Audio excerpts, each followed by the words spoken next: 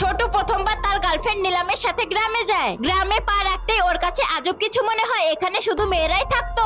সবার নজর ওর দিকে ছিল, যেন কখনো পুরুষ দেখেনি। ছোটুর কাছে পরিবেশ ভয়ানক লাগে, তবুও সে নিলামের সাথে চুপচাপ ঘরে যায়। দরজায় শাশুড়ি হাতে ছুরি নিয়ে দাঁড়িয়ে ছিল।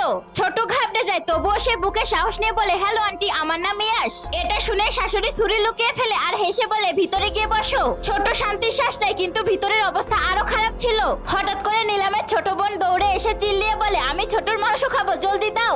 এটা শুনে ছোটর কলিজা শুকিয়ে যায়। ও হামলা করতেই যাবে আর নিলাম এসে ওকে থামিয়ে দেয়। রেগে বোন ডান্ডা উঠিয়ে ছোটর উপর হামলা করার চেষ্টা করে। তখনই শাশুড়ি আর নিলাম চলে আসে আর ওকে অনেক কষ্ট করে কাবু করে একটা বন্ধ রুমে আটকে রাখে। তখনই শাশুড়ি ভয় দেখিয়ে বলে, যদি আমার ভাগের খাবার খাস তাহলে তোকেই খেয়ে নিব।